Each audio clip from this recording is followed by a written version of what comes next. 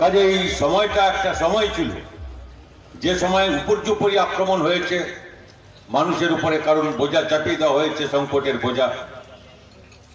এই সময়টা এমন একটা সময় ছিল যে স্বাধীনতার পর প্রথম আমাদের অর্থনীতিতে, যাকে মন্দা বলা হয়, ইংরেজিতে রিসেশন বলে, যদি 3 মাসে পরপর ত্রৈমাসিক বলা হয়, জানুয়ারি ফেব্রুয়ারি মার্চ একটা ত্রৈমাসিক কোয়ার্টার বলা হয়,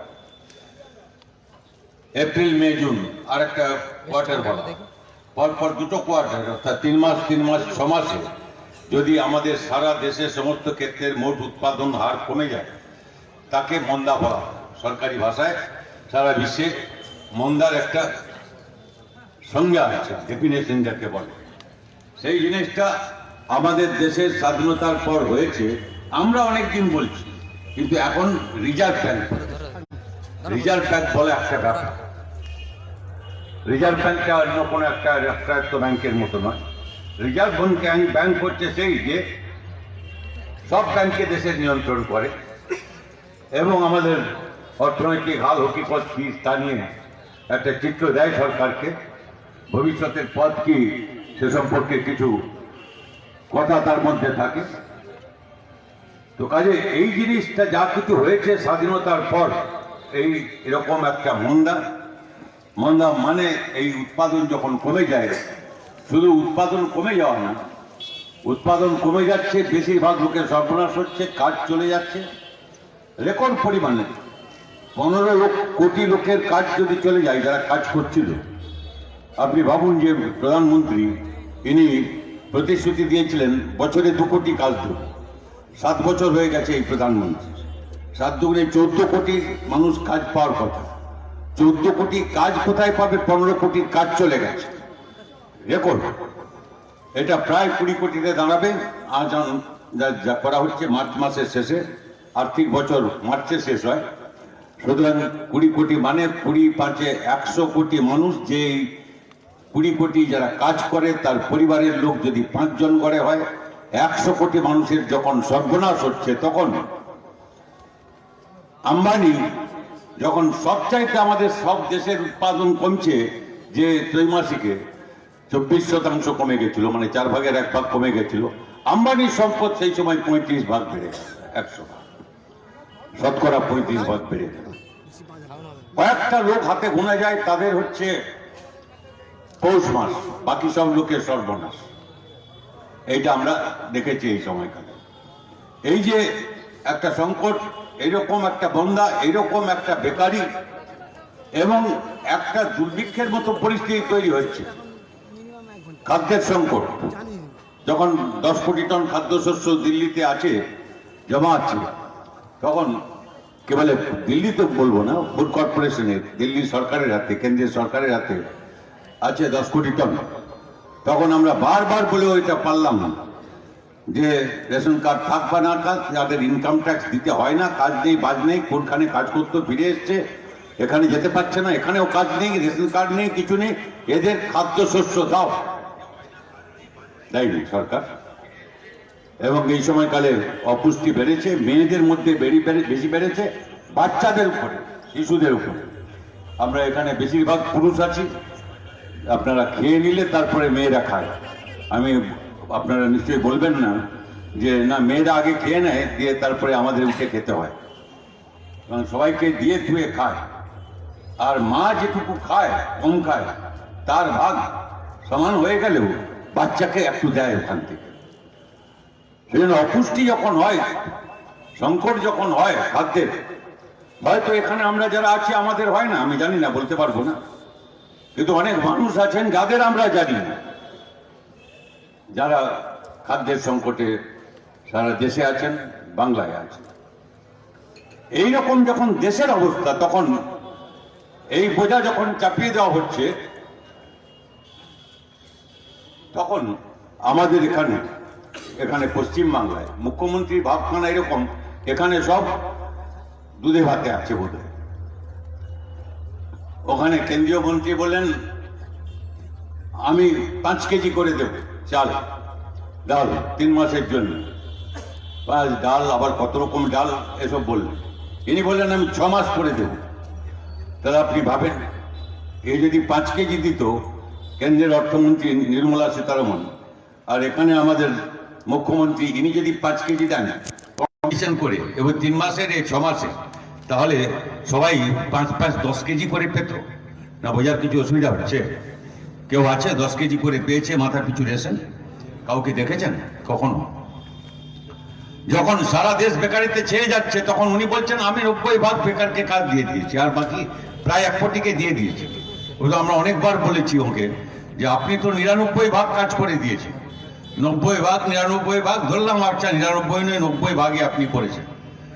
টাকায় 90 পয়সা আপনি দিয়ে দিয়েছেন, তৃণমূল যারা ভোট দিয়েছিল তাদের দিয়ে দিয়েছেন, বা যেমন সবাইকে দিয়েছেন। বাকি 10 পয়সার জন্যে আর তৃণমূল করার কি দরকার আছে? যখন 90 পয়সা পেয়ে গেছে, ওর এখানে বেকারি নেই, সারা দেশে বেকারি বাড়ছে, দুনিয়াতে বেকারি বাড়ছে। আর এখানে যদি আপনি দেখেন মুখ্যমন্ত্রীর বক্তৃতা থেকে, বাজেট থেকে আরম্ভ করে, তাহলে মনে হবে আমরা সব দুধে ভাতে আছি, আমাদের এখানে কোনো সংকট নেই।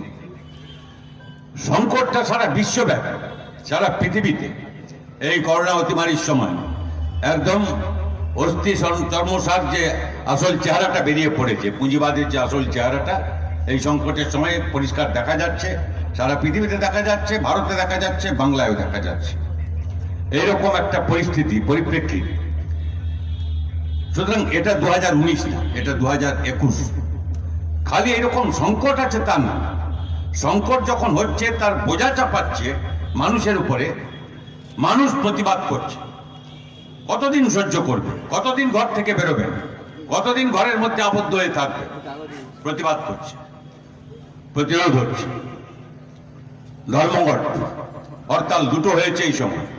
একটা অনেকদিন প্রস্তুতি নিয়ে শ্রমিকরা আর কেন্দ্রীয় ফেডারেশন এগুলো তারা রেখেছিল, আর একটা হচ্ছে তাৎক্ষণিক কৃষকদের ডাকা, যেটা আমাদের করতে হলো। তারপরে যদি আপনি ধরেন বাংলায়, তাহলে একদম কয়েক ঘন্টার নোটিশে একটা হরতাল বা সাধারণ ধর্মঘট আমরা দেখেছিলাম ওই ছাত্র যুবদের উপরে আক্রমণের সময়। তার রিপোর্ট আছে আমাদের, আমি তার মধ্যে যাচ্ছি না। অর্থাৎ এই সময়কালে যেরকম ও বোঝা চাপাচ্ছে মানুষের উপরে, সেই রকম মানুষের মধ্যেও প্রতিবাদ প্রতিরোধ, এইরকম প্রতিবাদ প্রতিরোধ কখনো স্বাধীনতার পরে হয়নি। 3 মাসের বেশি কৃষকরা ওখানে বসে আছে, বলছে পাঞ্জাব হরিয়ানা দুটো রাজ্যের, তাই নি? বলতে রাজস্থান থেকে আসেন, মহারাষ্ট্র থেকে যায়নি মিছিল করে বিশাল, কেরলার থেকে যায়নি, ওড়িশা থেকে যায়নি, পশ্চিমবাংলার থেকে যায়নি ওখানে কেউ, উত্তরপ্রদেশ থেকে যায়নি, চারদিকে দিল্লি অবরুদ্ধ হয়ে যায়নি। সরকার কি করতে পেরেছিল? 26শে জানুয়ারি সরকাররা যখন কৃষকরা দাবি করলো এই দিনটাকে আমরা পালন করব, সারা দেশব্যাপী সেই আওয়াজ উঠেছিল যে আমাদের প্রজাতন্ত্র, স্বাধীনতা, আমাদের পরে স্বাধীনতার পরে যে সংবিধান আমাকে যে গণতান্ত্রিক, প্রজাতন্ত্র, সার্বভৌম, ধর্মনিরপেক্ষ, সমাজতান্ত্রিক, এই 5টা কথা, এই মূল কথাগুলো আমাদের সংবিধানের প্রথম পৃষ্ঠায় যেটা লেখা আছে, সেগুলো প্রত্যেকটা আমার কাছ থেকে কেড়ে নিয়েছিল।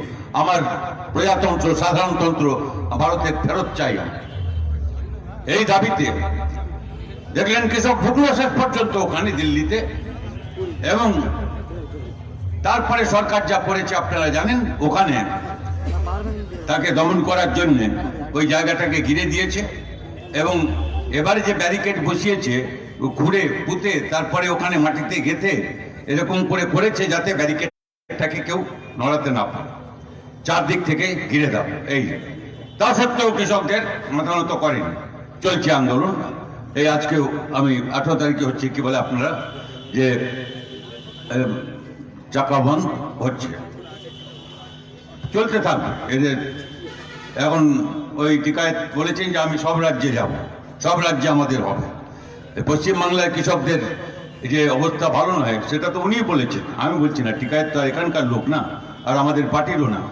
তো উনি বলছেন যে এখানে যা হচ্ছে ওখানে আমরা এখানকার বার্তা নিয়ে যাব, কিন্তু পশ্চিমবাংলায় কৃষকরা ভালো অবস্থায় নেই। ধান তুলেছে, কত দাম পেয়েছে ধানের দাম, আলু যেখানে হয় কত দাম পেয়েছে, সবজির কি দাম, একটা ফুলকপি 2 টাকায় এখান থেকে কিনছে, আর বিক্রি যখন হচ্ছে বাজারে 20 টাকায়। আর ওই দেখেছেন আপনারা ওই ভিডিও, যে ওই কপি যে চাষ করেছিল, সে বলছে 2 টাকায় কপি বিক্রি আমার পোষায় না, এই পুরো একদম কোদাল ধরে চেঁচে দিয়েছে, বলছে খান খান করে হয়েছে, বিক্রি করবো না। যাক, এটা বাজারে নিয়ে যেতে যে খরচা পোষায় না, বউনি খরচা তো আছে একটা, বাজারে নিয়ে যেতে কপি বিক্রি করবার জন্য কারো কাছে। এই যে একটা অবস্থা, এরকম একটা সংকট এবং তার বিরুদ্ধে প্রতিরোধ, এইটা হচ্ছে নতুন, এবং এই প্রেক্ষাপটেই হচ্ছে রাজনীতিতে তার প্রতিফলন হয়েছে। 2019-এর পর কি আগের থেকেই লক্ষণ দেখা যাচ্ছিল, 2019-এর লোকসভার পর যতগুলো রাজ্যে নির্বাচন হয়েছে, একটার পর একটা, কর্ণাটক হোক, মহারাষ্ট্র হোক, কি বলে রাজস্থান হোক, মধ্যপ্রদেশ, সর্বশেষ বিজেপি হারছে। তারপরে কেনা কাটা করে 2টো রাজ্যে কোন রকম দখল করে, আর সর্বশেষ আপনারা শুনলেন, পাঞ্জাব শুনেছেন, হরিয়ানা শুনেছেন, বিহার নির্বাচন দেখেছেন আপনারা। বিজেপি সমস্ত শক্তি দিয়ে সবগুলো মন্ত্রী, ডজন ডজন মন্ত্রী, খোদ অমিত শাহ, নরেন্দ্র মোদী এত ঘোরাঘুরি করলেন, এত টাকা খরচা করলেন, এত আইটি সেলের যত রকম মিডিয়া ফিডিয়া মিথ্যা প্রচার সব করলেন, কিন্তু তা সত্ত্বেও মাত্র 0.3% ভোটে উনি জিতেছেন। ওই রকম কানায় কানায় যদি একেবারে অবাধ নিরপেক্ষ নির্বাচন হতো, নীতিশ কুমার আজকে বিহারের মুখ্যমন্ত্রী হতেন না, এবং নীতিশ কুমার হয়েও কদিন থাকবে সে বিষয়ে সন্দেহ আছে। বদলে যাচ্ছে পরিস্থিতিটা, বিজেপির সঙ্গে কেউ নেই। এনডিএতে যতগুলো দল ছিল, নরেন্দ্র মোদী বিজেপির সঙ্গে, একটা দলকে আছে, ওর নামও আমি মনে রাখতে পারি না, একটা লোক আছে, একজনকে আছে, আর কেউ নেই। শিবসেনা থেকে আরম্ভ করে আর যতগুলো ছিল, কেউ আর বিজেপির সঙ্গে নেই এনডিএতে, ন্যাশনাল ডেমোক্রেটিক অ্যালায়েন্স। এই বিচ্ছিন্নতা বাড়ছে, মানুষের রোষ বাড়ছে, ক্ষোভ বাড়ছে, প্রতিবাদ বাড়ছে, আক্রমণ হচ্ছে, তার প্রতিরোধ হচ্ছে, এবং এই সারা দেশ জুড়ে তা প্রতিফলিত হচ্ছে। পশ্চিম বাংলায় তা প্রতিফলিত হচ্ছে না, একথা মনে করার কোনো কারণ নেই। পার্থক্য এই যে পশ্চিম বাংলায় বিজেপি সরকার চালাচ্ছে, পশ্চিম বাংলায় 10 বছর তৃণমূল সরকার চালাচ্ছে। বিজেপি সরকার দিল্লিতে হওয়ার আগের থেকেই, 3 বছর আগের থেকেই কেবল এখানে সরকার চালাচ্ছে তৃণমূল সরকার। আর আমরা সবাই জানি, আমাদের অভিজ্ঞতার মধ্য দিয়ে অনেক কথা এখানে হয়েছে, আমি তার মধ্যে যাচ্ছি না। কিন্তু এটা ঘটনা যে দিল্লিতে বিজেপি সরকারের গণতন্ত্রের উপরে আক্রমণ শুরু হওয়ার আগেই পশ্চিম বাংলায় এসে আক্রমণ শুরু হয়েছে। আমাদের এখানে 224 জন কমরেড আমাদের খুন হয়ে গেছে, হাজার হাজার মিথ্যা মামলা হয়েছে, এবং তার সঙ্গে কত কমরেড, লক্ষাধিক কমরেড যুক্ত আছেন। যদি আপনি সব মামলা ধরেন, সব রকম ধরেন, এবং তাদের কখন কতবার হাজিরা দিতে হয়, এই আপনাদের এই জেলা সহ, কার 30 টাকা 40টা মামলা, আর হাজিরা দিতে হয়, কোর্টে দাঁড়াতে হয় কিরকম, সেই সব এই একটা পরিস্থিতি তৈরি হয়েছে। সর্বশেষ যেভাবে ওই কি বলে নবান্ন অভিযানে যেভাবে ছাত্র যুবদের করা হয়েছে, একেবারে পুরো দিল্লি স্টাইল।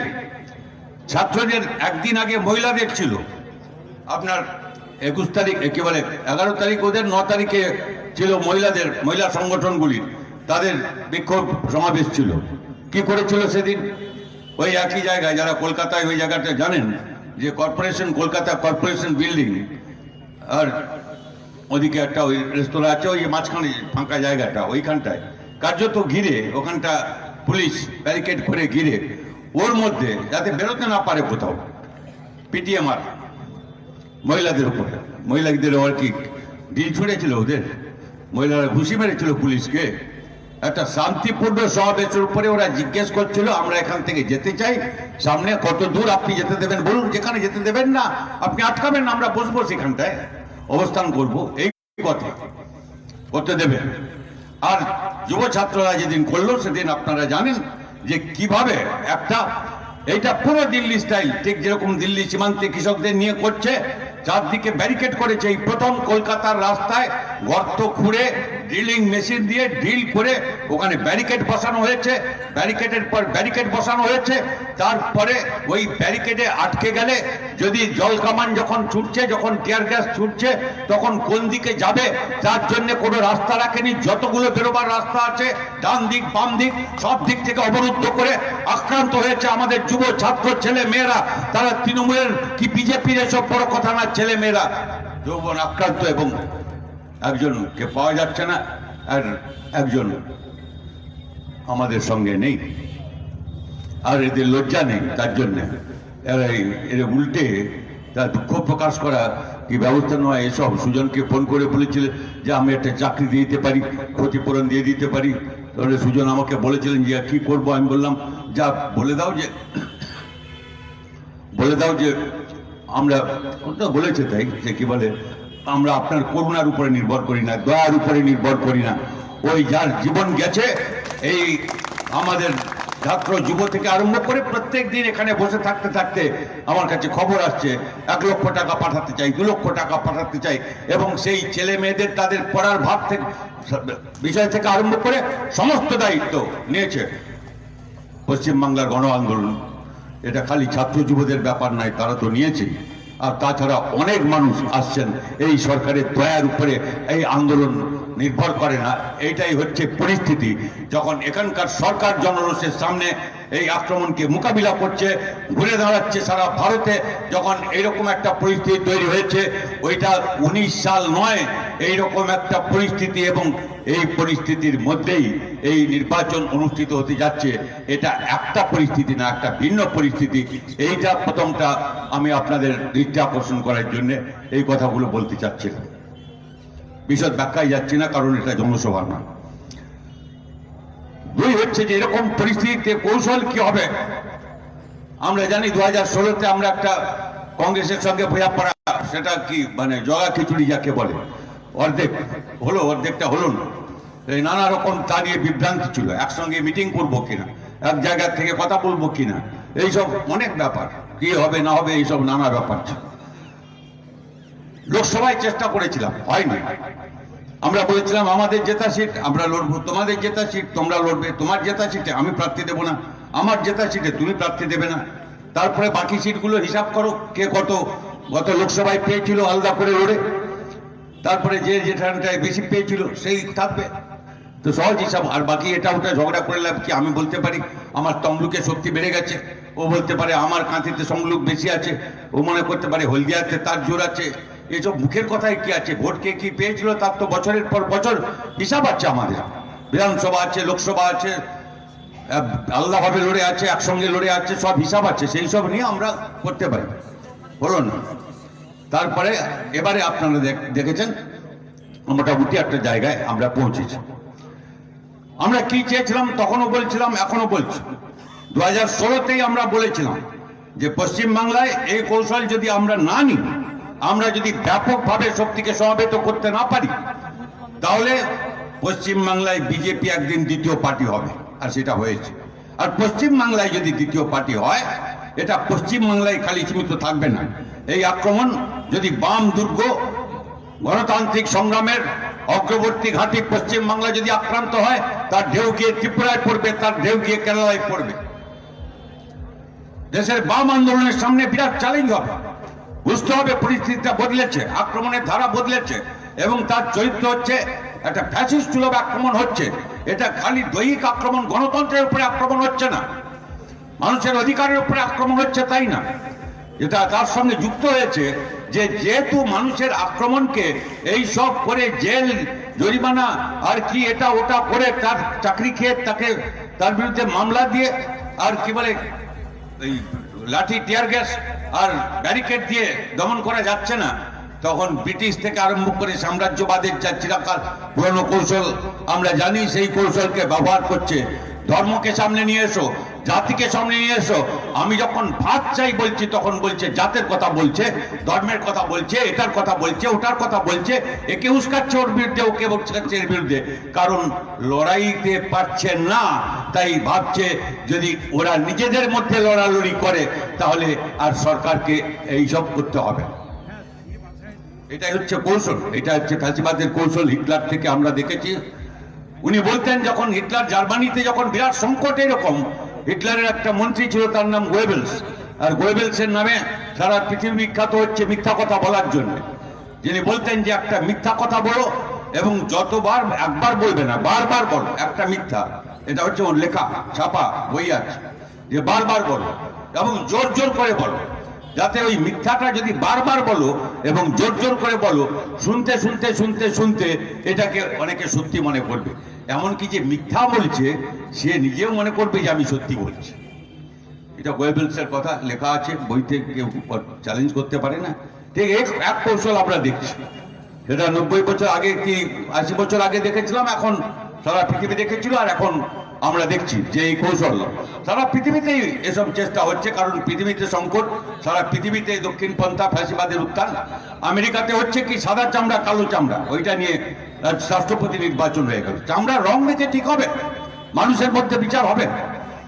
হোয়াইট পাওয়ার ট্রাম্প যেটার জন্য লড়ছিলেন, ইনি গেছিলেন আমাদের মোদি ট্রাম্পের নির্বাচনী প্রচার করতে। ফির একবার ট্রাম্প সরকার, মানে ওখানে আমেরিকাতে বলছেন কি আমেরিকার ভারতীয় দিয়ে, ফির একবার ট্রাম্প সরকার। বাস ট্রাম্প নেই। ট্রাম্প আপনারা জানেন এই অনেক দিন পরে একজন রাষ্ট্রপতি দুবার নির্বাচিত হতে পারলেন না, হেরেছেন ট্রাম্প। আর ট্রাম্পের হাত ছিল এর মাথার উপরে, একটু অসুবিধা হয়ে গেছে, এতে কোনো সন্দেহ নেই। কারণ উনি ট্রাম্পের হয়ে প্রচার করেছিলেন, ট্রাম্প তো জেতেননি, যারা জিতেছে তাকে একেবারে ভালো করেছেন। আমেরিকার কোনো চরিত্র বদলায়নি, আমি সে কথা বলছি না, কিন্তু আমি বলছি সাম্রাজ্যবাদের কোনো চরিত্র বদলায়নি, কিন্তু রাষ্ট্রপতি তো বদলেছে, ট্রাম্প তো গেছে। আর এখানে এনি যদি একটু ট্রাম্পের হাত যদি এর মাথার উপরে ছিল, তাহলে এর হাত আছে দিদির মাথার উপরে, ওর এখানে যেটুকু আছে আর কি সেইটাই। এগুলো নড়বড়ে হয়ে গেছে, পরিস্থিতিটা এক জায়গায় নেই তারা দুনিয়াতে। সেই জন্য ওখানে যদি ট্রাম্প পারতে পারেন, তাহলে এখানে মোদি ফদি ছাড় আর বলসোনারো ইত্যাদি শুধু ল্যাটিন আমেরিকা জুড়ে, এশিয়া জুড়ে, আফ্রিকা জুড়ে একটার পর একটা দেশে এই সব করে দমন করবার চেষ্টা। আমেরিকা সিআইএ ষড়যন্ত্রকে ভেদ করে ভেনেজুয়েলা এখনো দাঁড়িয়ে আছে ওর নাকের ডগায়। অবরুদ্ধ কিউবা এখনো দাঁড়িয়ে আছে বলিভিয়া, যেখানে রাষ্ট্রপতি নির্বাচনে বিপুল ভোটে জেতা সত্ত্বেও রাষ্ট্রপতিকে ছেড়ে চলে যেতে হয়েছিল, আবার নির্বাচন করেছে, আবার বিপুল ভোটে ওই রাষ্ট্রপতি হয়েছেন বামপন্থী রাষ্ট্রপতি, যিনি 14 বছরের লেনিন পড়তে আরম্ভ করেছিলেন, তিনি এখন বলিভিয়ার রাষ্ট্রপতি। সিআইএ তাকে আটকে রাখতে পারেনি, এবং সেই রকম চিলিতে অভ্যুত্থান আর্জেন্টিনায় সরকার করতে পারেনি। আর তারপরে ছড়িয়ে পড়েছে আফ্রিকার দেশে, লাতিন আমেরিকার দেশগুলোতে। আমার দুয়ারে এখানে কি বলে এই থাইল্যান্ডে, ওখানে বিরাট বিক্ষোভ। মায়ানমারে ওখানে আর্মি সরকার নিয়ে মিলিটারি দখল করেছে। রাষ্ট্রপতি নির্বাচিত, বিরাট ভোটে নির্বাচিত রাষ্ট্রপতিকে সরিয়ে দিয়ে, সরকারকে সরিয়ে দিয়ে, অর্থাৎ সারা বিশ্বে আন্দোলনের জোয়ার আবার তৈরি হচ্ছে, সারা ভারতে তৈরি হচ্ছে। পশ্চিম বাংলায় তার প্রতিফলন আমরা দেখতে পাচ্ছি, আর প্রত্যেকটা দিনে দেখতে পাবো। এই পরিস্থিতিতে দাঁড়িয়ে আমরা কোনো আত্মসন্তুষ্টি না রেখে এইটাই ঠিক করেছিলাম, কংগ্রেস সহ বাকি যত বিজেপি তৃণমূল বিরোধী শক্তি আছে, এই সমস্ত শক্তিকে সমবেত করে আমাদের একটা বিকল্পের জন্য লড়াই করতে হবে। সেই কৌশল আমরা মোটামুটি প্রয়োগ করতে সক্ষম হয়েছে। ঠিক কাল রাত্রে কি হয়েছে জানি না, কারণ কংগ্রেস এবং বাম সহযোগী এদের যে আলোচনা ইত্যাদি হয়েছে, তারপরে যেহেতু secular front, Indian secular front এই যে একটা তৈরি হয়েছে, সেটা কেউ কেউ মনে করেন কেবল সংখ্যালঘুদের সংগঠন, ঠিক না।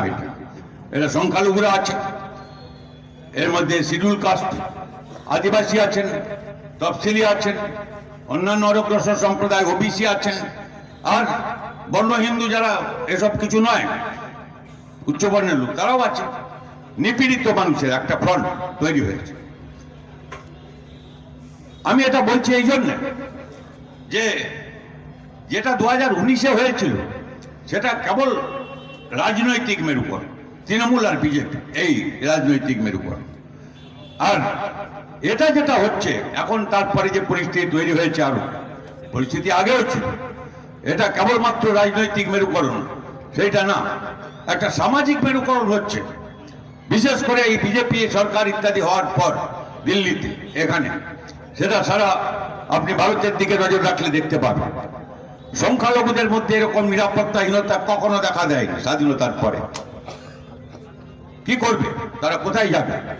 এই যদি এখানে আমার কেন্দ্রীয় রাষ্ট্রমন্ত্রী এসে পশ্চিম বাংলায় বক্তৃতা করতে পারে যে 2 কোটি নাকি ঘুষপেটি আছে, মানে যারা ওখান থেকে এখানে ঢুকেছে, আর ও তাকে বের করে দেবে, বলে নাগরিকত্ব থাকবে না, ওখান থেকে পাঠিয়ে দেবে। আবদার পেয়েছেন, মামার বাড়ি আবদার, আপনি চাইলে ওখানে 2 কোটি মানুষকে ফেরত দেবেন, আর বাংলার মানুষ, বাংলাদেশের মানুষ তা নিয়ে নেবে। ও জানে যে ও মিথ্যা বলছে। আমরা বুক ঠুকে বলতে পারি, আপনি দুজনকেও এখান থেকে সরাতে পারবেন না। এই বিশ্বাস যদি আপনি মানুষকে না দিতে পারেন, তাহলে তাহলে তাহলে থাকবে কেন? দেশটা কি স্বাধীন হয়েছে কেবল হিন্দু, কেবল শিখ, কেবল কে না জানে সব ইতিহাস? ইতিহাস আমাদের ভুলিয়ে দিতে চাচ্ছেন। যখন 1857 সালে তখন প্রথম স্বাধীনতা সংগ্রাম, যাকে মার্কস বলেছিলেন, সিপাহী বিদ্রোহ, তার মধ্যে হিন্দুরা ছিলেন, মুসলমান ছিলেন। ব্রিটিশরা ষড়যন্ত্র করে হিন্দু মুসলমানদের মধ্যে বিভেদ তৈরি করবার চেষ্টা করেছিল। ওই বুলেটে ওখানে কি বলে কাটতে হলে কাছে যে ওখানে কি বলে শুয়োরের চর্বি, গরুর চর্বি মেশানো আছে বলে এসব করবার চেষ্টা করেছিল, পারেনি। আর যখন সিপাহী বিদ্রোহ করে, যখন ব্রিটিশ শাসনে যখন ওরা দিল্লির দখল নিল, 70% হচ্ছে হিন্দু, কি বলে ওই যে সিপাহীদের মধ্যে 30% মুসলমান। কিন্তু তখন সম্রাট বানিয়েছিল বাহাদুর শাহ, যাকে পরে ওরা গ্রেপ্তার করেছিল। কেউ দেখেনি, এসব বিচার করতে যায়নি কে হিন্দু কে মুসলমান, লড়েছিল একসঙ্গে। তারপরে স্বাধীনতা সংগ্রামের পুরো ইতিহাস আছে। 1920 সালে যখন মহাত্মা গান্ধী এলেন আমাদের দেশে, আফ্রিকা থেকে ফিরে এলেন, আর ওই অসহযোগ আন্দোলনের ডাক দিলেন, আর তার সঙ্গে খিলাফত আন্দোলন একসঙ্গে যুক্ত হয়েছিল। আমাদের তৎকালীন কমিউনিস্ট নেতা, তারপরেও তিনি আমাদের সঙ্গেই ছিলেন আন্তরিকভাবে, সিপিআই নেতা ছিলেন, কিন্তু আন্তরিকভাবে আমাদের সঙ্গেও ছিলেন। হিরেন মুখার্জি, প্রফেসর হিরেন মুখার্জি লিখেছিলেন যে হয়তো 1920 সালে, মানে আপনি ভাবুন, তখন কমিউনিস্ট পার্টি তৈরি হয়নি ভারতে, সেই সময়ে হয়তো স্বাধীনতা হতে পারত, যে জায়গায় আন্দোলনটা পৌঁছচ্ছিল, হয়নি, সেটা আল্লাহ কথা। তারপরে যখন লড়াই হয়েছে, স্বাধীনতার লড়াই, যত লড়াই হয়েছে, একদিকে যেরকম ভগৎ সিং, ওইদিকে আশফাকুল্লাহ। ভগৎ সিং তো সেই জাত থেকে হিন্দু নাকি? তিনি পাঞ্জাব, কে না জানে এসব কথা। আশফাকুল্লাহ তিনি কি হিন্দু নাকি সেই অর্থে? কে কোথায় থেকে আপনি চলে আসুন, একদম একেবারে নেতাজি সুভাষচন্দ্র বোস থেকে আরম্ভ করে এই আইএনএ, ইন্ডিয়ান ন্যাশনাল আর্মি তৈরি হলো, আর তার যে রেজিমেন্ট শাহনওয়াজ দিল, এরা কি সবাই হিন্দু নাকি? আবার ঝাঁসি রানী লক্ষ্মীবাই, তার কি বলে নামে ওই যে রেজিমেন্ট তৈরি হলো মেয়েদের। সব জাতি ধর্মের ভারত, ভারত মানে হচ্ছে সেইটাই, হেতা আর্য, হেতা অনার্য, হেতা দ্রাবিড় চীন, সখুন্দল পাঠান মোগল, এক দেওরলীন ভারত তীর্থ রবীন্দ্রনাথ লিখেছিলেন। সেই ভারত আমাদের স্বাধীনতার জন্য লড়াই একসাথে এবং দেশ ভাগের বিরুদ্ধে একসঙ্গে দাঁড়িয়েছিলেন। ইতিহাস এটাই, যে আমাদের ইতিহাস হচ্ছে যে কেউ সংখ্যাগরিষ্ঠ মুসলমানরাও চাননি পাকিস্তান হতে। তারা এখানে আছেন, তারা তো পাকিস্তানে যে 4টা রাজ্য আছে পাকিস্তান, আমি তো গেছি, আর ওই 4 মুখ্যমন্ত্রীর মিটিং কেন্দ্রীয় সরকারের সঙ্গে, আমাদের কেন্দ্রীয় মন্ত্রী, আমরা রাজ্যের মন্ত্রী, সব ওখানে বৈঠক হয়েছে। আমি সেসবের মধ্যে যাচ্ছি না। বলে প্রত্যেকের নিজস্ব সত্তা আছে। খান আব্দুল গফর খান, বাদশাহ গান্ধী যার নাম, তিনি তো চাননি যে আলাদা হোক, চাননি। সিন্ধের যিনি প্রধানমন্ত্রী ছিলেন, মানে আমি অনেক কথায় যাচ্ছি না, অনেক ইতিহাসে, অর্থাৎ স্বাধীনতা সংগ্রামের ইতিহাস হচ্ছে এই, যে একসঙ্গে আমরা একটা দেশ, এবং সেটা এইরকম হবে, একটা স্বাধীন সার্বভৌম প্রজাতন্ত্র, গণতান্ত্রিক প্রজাতন্ত্র, ধর্মনিরপেক্ষ প্রজাতন্ত্র, এই সমস্ত ভাষাভাষী মানুষকে নিয়ে সেই রকম একটা তার স্বপ্ন, সেইটা স্বাধীনতায় যা হয়েছিল সেটা এখন আক্রান্ত হয়েছে। এখন আদিবাসীদের উপর আক্রমণ বেড়েছে। পশ্চিমবাংলায় দিয়ে খালি বিচার করা যায় না, কিন্তু পশ্চিমবাংলাতেও হচ্ছে, যা হয়েছে এখানে উত্তরবঙ্গে পরপর, দার্জিলিং কি বলে জলপাইগুড়ি জেলায় যেটা পরপর হয়েছে, 3টা পরপর মেয়ে ধর্ষিতা হলো, একজন আদিবাসী, একজন কি বলে সংখ্যালঘু, দলিত, এরাই বারবার হচ্ছে। এটা তো ঘটনা, এবং তারা সবাই হচ্ছে অপ্রাপ্তবয়স্ক মেয়েরা, যে তাদের বয়স হয়নি। এরকম এই 9 বছরের কে 11 বছরের, জানেন আপনারা, একটাও ধরা পড়েছে? একটা কটা গ্রেপ্তার হয়েছে? কত কাণ্ড হয়েছে, কত সেই কামদুনি থেকে ধূপগুড়ি পর্যন্ত এত সব কাণ্ড ঘটেছে, কজনের কি হয়েছে? সুতরাং এই নয়, আমি বলছি যে এইসব আক্রমণ যে হচ্ছে, এটা সারা দেশে হচ্ছে, বাংলায় অতটা স্পষ্ট না, কিন্তু তার মানে এই নয় যে সামাজিক বৈষম্য আমাদের বাংলায় নেই। এবং সেই জন্যে 2019 সালে যেটা হয়েছিল আমরা পর্যালোচনা করে কি বলেছিলাম যে আদিবাসী এবং তফসিলি জাতির মধ্যে আরএসএস কাজ করছে এবং আরএসএস এর কাজের জন্য খালি না, আরএসএস তো যা করছে করছে ওখানে পরে থেকে যা করছে উল্টো পাল্টা যা বোঝাচ্ছে, আর মুখ্যমন্ত্রী তার চেয়ে কিছু কম জান না। ও ওখানে বোঝাচ্ছে যে তুমি দেখো আদিবাসী, তুমি তো দেখতে শ্যামবর্ণ, রাম চেহারা দেখো রামায়ণে, ইনিও শ্যামবর্ণ, ওর তো জটা জুটা আছে, তোমার কাছাকাছি তাই আছে, উনি তো জঙ্গলে দাঁড়িয়ে আছেন, তুমিও তো জঙ্গলেই থাকো, ইনি তো তীর ধনুক ধরেন, ও তীর ধনুক ধরো, তোমার ঈশ্বর ভুলে যাও, তোমার ঈশ্বর রাম, শ্রীরাম, জয় শ্রীরাম বলো বাস। তেমনি অন্যান্য অনেক অংশের মানুষ এখানে একদিকে বিজেপি, ওরা বলছে মতুয়া, তাকে নমশূদ্রের বিরুদ্ধে লাগাও, নমশূদ্রকে মতুয়ার বিরুদ্ধে লাগাও, আর মুখ্যমন্ত্রী বলছেন বাউরি তাদের জন্য একটা আলাদা, আর কি বলে বাগদি তাদের জন্য একটা আলাদা, একে বাউরিকে বাগদির বিরুদ্ধে, বাগদিকে বাউরির বিরুদ্ধে, কোথায় কামতাপুরীকে কি বলে রাজবংশীরা, রাজবংশী কামতাপুরী, কি পার্থক্য কি? দুটো ভাষা, দুটো একে ওকে লাগাচ্ছে, এইসব করছে। এই যে হচ্ছে আজকে আমাদের যেটা চাই, আমাদের দেশের পশ্চিম বাংলার মানুষের 51% হচ্ছেন আদিবাসী, সংখ্যালঘু, তফসিলি, অন্যান্য অনগ্রসর সম্প্রদায় মিলিয়ে আমাদের জনসংখ্যার 51%। আর যদি আপনি গরিব মানুষ ধরেন, কৃষক, শ্রমিক, খেটে খাওয়া সবচাইতে গরিব কৃষক থেকে আরম্ভ করে ইত্যাদি ইত্যাদি এইসব অংশটা ধরেন, এদের 71% হচ্ছে এই মানুষ। সামাজিক বৈষম্য এবং শ্রেণী বৈষম্যের মধ্যে সম্পর্কই। যারা বর্ণ হিন্দু, যারা এসব নয়, তাদের মধ্যেও তো গরিব আছে। তারা কি গরিব? তারা কি সব বড় লোক নাকি? হ্যাঁ ঠিক, বেশিরভাগ লোক তার মধ্যে অপেক্ষাকৃত ভালো, কমটা হয়তো এটা, কিন্তু বাকি এই অংশের মধ্যে এই যে সামাজিক বৈষম্য, আমরা চেষ্টা করছি, কমিউনিস্টরা চিরকালই চেষ্টা করবে, দলিলের পর দলিল। আমরা স্বাধীনতার আগে তখন কংগ্রেস কমিউনিস্টরা তখন একসঙ্গে চেষ্টা করেছে, স্বাধীনতার পরে আমরা আলাদাভাবে চেষ্টা করেছি, এখনো আবার চেষ্টা করব কংগ্রেসের সঙ্গে। যেদিন মিটিং হচ্ছিল আমি বলছিলাম এইটা হচ্ছে ঐতিহ্য, নেহেরু আর গান্ধীজি দেশ ভাগটা আটকাতে পারলেন না, ওরা আটকাতে চেয়েছিলেন, কিন্তু দেশ ভাগ হলো, আবার একটা ফিরে আসছে এত বছর পরে, আবার এই সাম্প্রদায়িক দাঙ্গা, এই বিরোধ ইত্যাদি এইসব থেকে আরম্ভ করে আমাদের যে সংবিধান তৈরি করেছিলাম তার প্রত্যেকটা চ্যালেঞ্জ হচ্ছে আর একটা স্বাধীনতা সংগ্রাম, দ্বিতীয় স্বাধীনতার যুদ্ধ আমাদের সামনে। এটা যদি না লড়তে পারি তাহলে ভারতে আমাদের স্বাধীনতার পরে যা যা সাফল্য আমরা যেটুকু অর্জন করেছিলাম সব ধুলোয় মিশে যাবে। সামাজিক আমরা একটা চেষ্টা করছি, কংগ্রেস, বামপন্থী, বাম সহযোগী এই সব দলগুলো ছাড়াও এই সব অংশকে নিয়ে যে একটা সেকুলার ফ্রন্ট রয়েছে তাকে নিয়ে আমরা চেষ্টা করছি, আরো বৃহত্তর মঞ্চ চাই। এবং এটা খালি সরকার করা ভোটে জেতার ব্যাপার না, আমাদের মানুষের মধ্যে সেই এরকম একটা জোট তৈরি করতে হবে, সংগ্রামের জোট। আমাদের কমিউনিস্ট পার্টিকে মনে রাখতে হবে, কমিউনিস্ট পার্টিকে ভোটে জিততে হবে, সরকার করতে হবে, দায়িত্ব নিলে নিতে হবে, কিন্তু কেবল সরকার করে একটা রাজ্যে কমিউনিস্ট পার্টি তার লক্ষ্যে পৌঁছতে পারে না। কারণ আমার সমাজটাকে বদলাতে চাই, আমরা একটা সাম্য, মৈত্রী, একটা স্বাধীনতার সমাজ যা আমরা প্রতিষ্ঠিত করতে চাই, সেই লক্ষ্যেই আমাদের সমস্ত রাজনৈতিক সংগ্রাম, লড়াই পরিচালিত হয় এবং সেইটাই হচ্ছে আমাদের রাজনৈতিক রণসংগ্রাম, কি বলে রণকৌশল নির্বাচন। 3, প্রচার। প্রচারের অনেকগুলো কথা এখানে কিছু বলা হয়েছে, আমি সেগুলো যাচ্ছি না। আমি কেবলমাত্র আপনাদের বলতে চাচ্ছি আমাদের প্রচারের, নির্বাচনের প্রচার, এখানে আমাদের ধারা শিখতে হবে, একটু নতুন আয়ত্ত করতে হবে যে জিনিসগুলো। প্রথমত আমাদের একটা ব্যাপার আছে যাকে আমরা বলি যে প্রচারের নেতিবাচক একটা মনোভাব, যেটা রাজনৈতিক স্লোগান হিসাবে ঠিক, বিজেপি হটাও, দেশ বাঁচাও, তৃণমূল হটাও, বাংলা বাঁচাও, রাজনৈতিক স্লোগান। প্রচার যখন হয় ওইটাই যদি আপনি বলতে থাকেন, বিজেপি হটাও, একে হটাও, টিভিতে কি বলছে, একদিকে বিজেপি একদিকে তৃণমূল, কাগজ খুললে কি দেখবে, একদিকে বিজেপি একটা তৃণমূল।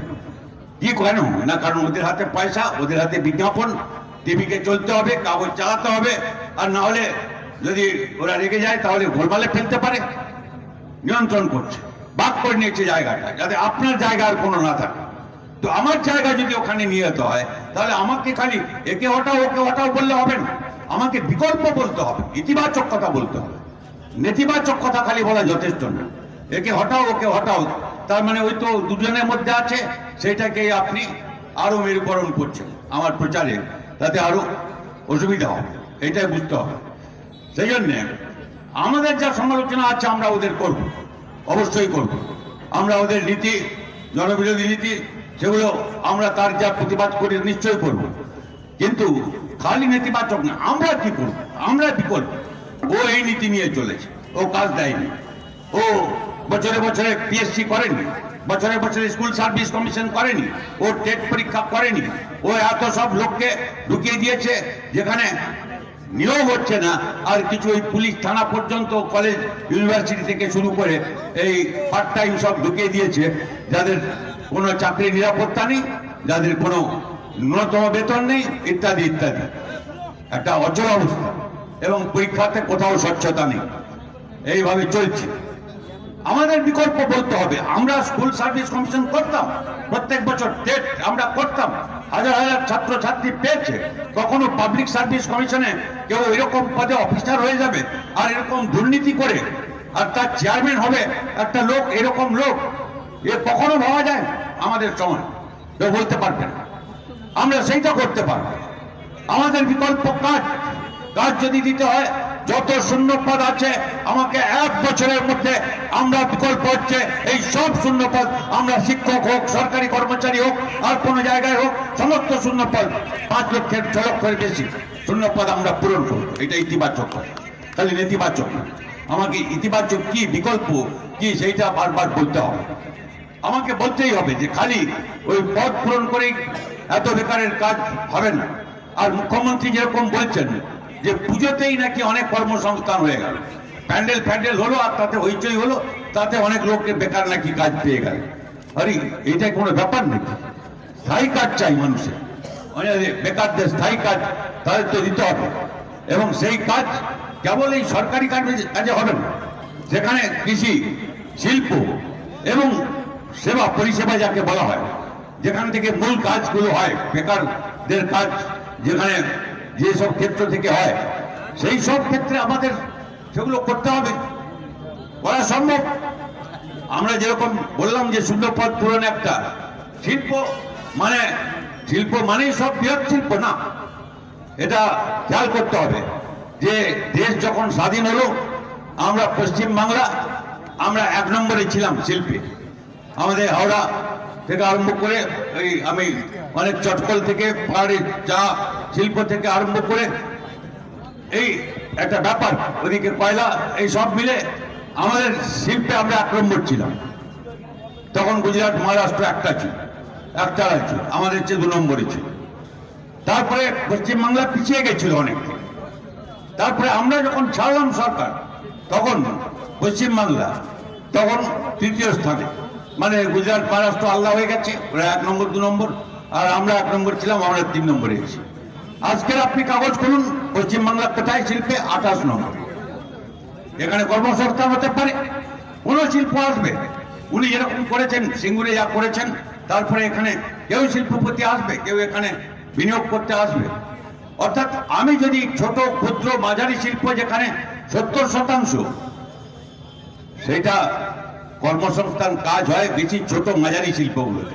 বড় শিল্পের খুব গুরুত্ব আছে, কারণ বড় শিল্পতে একটা গাড়ি তৈরি হলো সেটাই খালি ব্যাপার না, তার টায়ার তৈরি হবে, সিট তৈরি হবে, এইসব সাবসিডিয়ারি যাকে বলে, এইসব কি বলে, এইগুলোকে মিশিয়ে সব রকম, তাতে অনেকগুলো শিল্প গড়ে উঠে। সেসবে আমি যাচ্ছি না। তবে আমরা পরিবেশ তৈরি করতে পারলে বৃহৎ শিল্প বিনিয়োগ হবে। কিন্তু ছোট মাঝারি শিল্প তো এখনই করা যায়। আমরা যখন ছাড়লাম, আমরা ভারতে 1 নম্বর ছিলাম 2010 সালেও, ছোট মাঝারি শিল্প, সব শিল্প নিয়ে আমি বলছি, ছোট মাঝারি ক্ষুদ্র শিল্প, এসএমএসি, কি বলে, স্মল মিডিয়াম মাইক্রো এন্টারপ্রাইজ যেটা বলে, সেইটা ছোট মাঝারি ক্ষুদ্র শিল্প, এইসব দিয়ে সেইটা আমরা, এবং সেখানে কর্মসংস্থান বেশি হয়, 70% শিল্পের কর্মসংস্থান সেখানে হয়।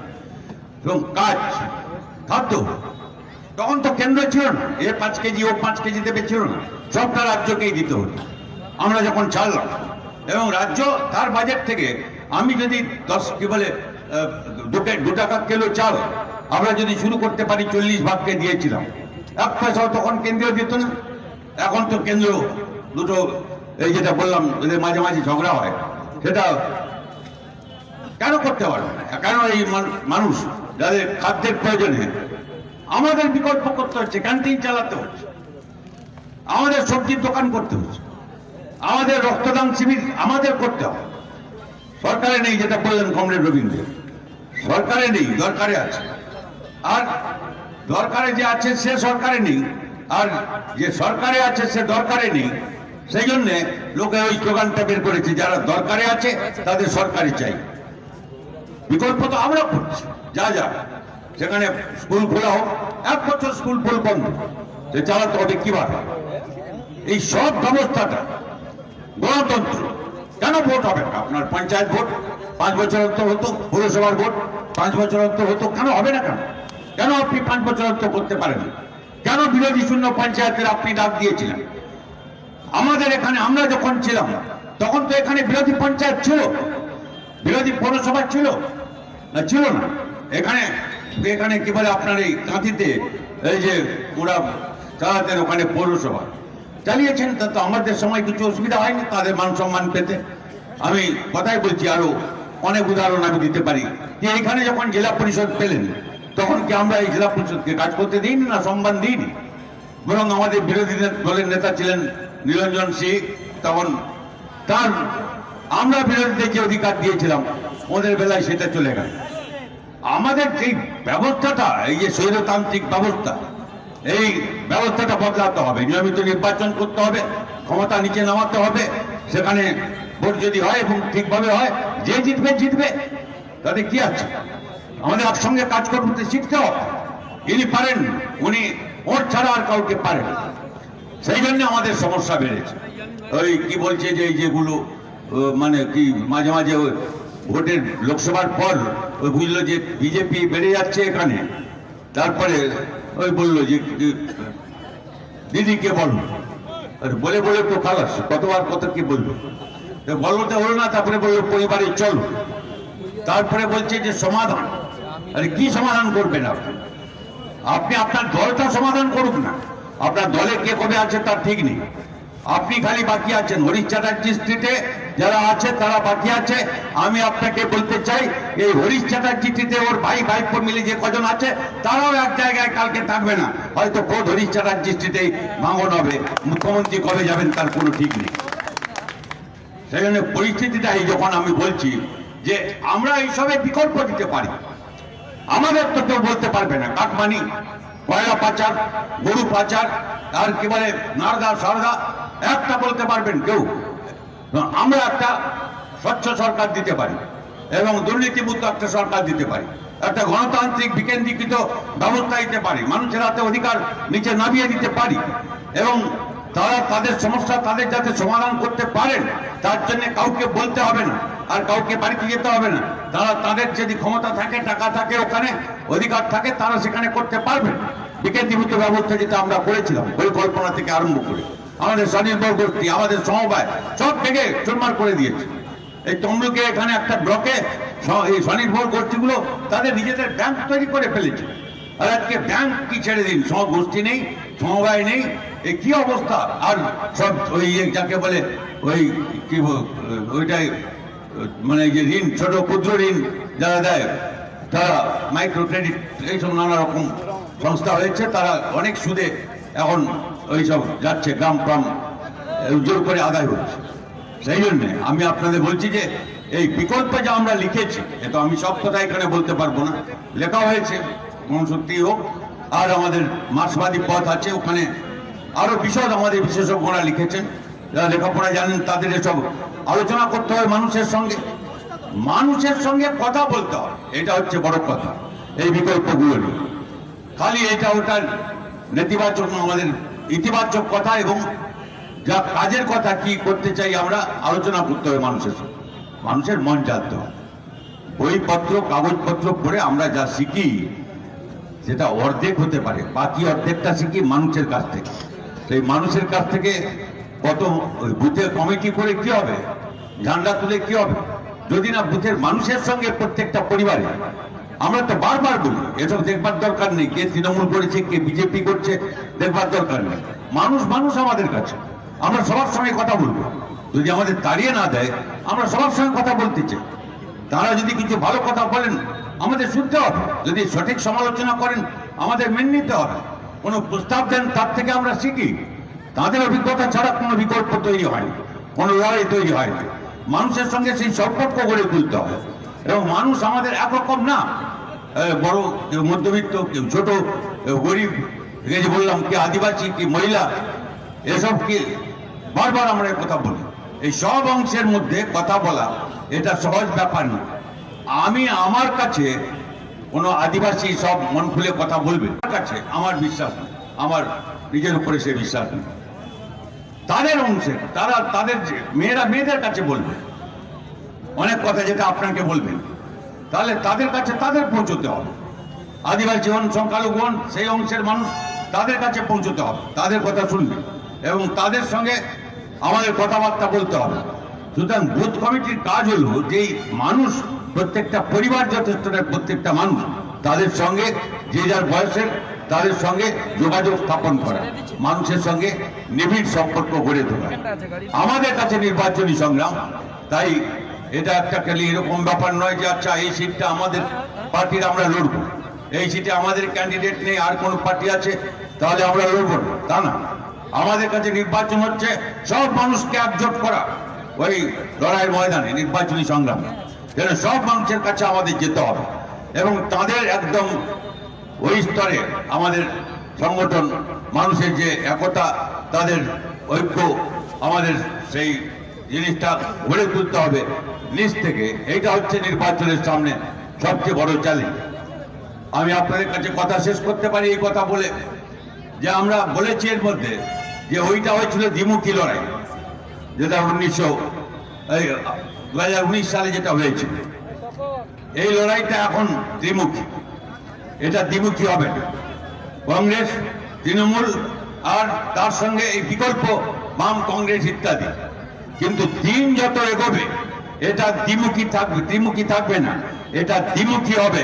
অর্থাৎ একদিকে বাম আর বাকি সব একদিকে, এই লড়াইটা সোজাসুজি দ্বিমুখী লড়াইয়ের দিকে যাবে।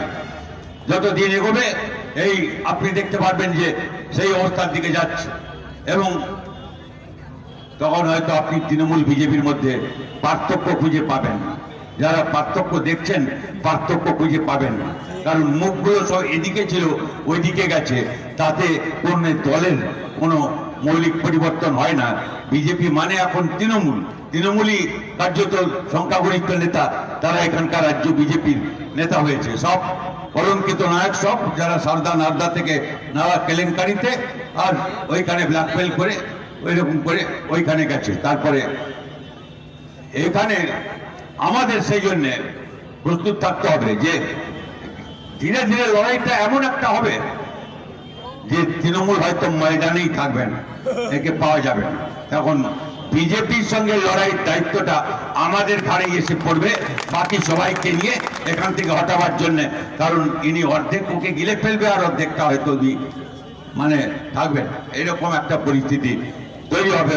আবার সঙ্গে যদি মার্চ মাসে আপনাদের সঙ্গে দেখা হয় কখনো, তখন বুঝতে পারা যাবে যে কি পরিস্থিতি তৈরি হয়েছে। সুতরাং এটা এমন একটা পরিস্থিতি, একটা নতুন পরিস্থিতি, সেইটা বুঝে আমাদের এই কৌশল প্রয়োগ করার জন্য ময়দানে যে কাজগুলো করতে হবে তার জন্য মানুষের সঙ্গে নিবিড় সম্পর্ক গড়ে তোলা, সেইটাই হচ্ছে আমাদের কাছে প্রধান চ্যালেঞ্জ। আমি বিশ্বাস করি যে সেই কাজ আপনারা এখানে করবেন এবং এবং তার মধ্য দিয়ে আপনাদের যে অগ্রগতি হয়েছে এই সময়কালে সে অগ্রগতি বজায় থাকবে। সংগ্রামের নতুন ইতিহাস আপনার বিশ্বাস রেখে আমি আপনাদের ধন্যবাদ, অভিনন্দন, কৃতজ্ঞতা, উল্লাস সালাম জানাই। আচ্ছা, কমরেড উঠবেন না, দু তিনটি ঘোষণা আছে। প্রথম ঘোষণা হচ্ছে এই যে আমরা আগামীকাল পত্রিকা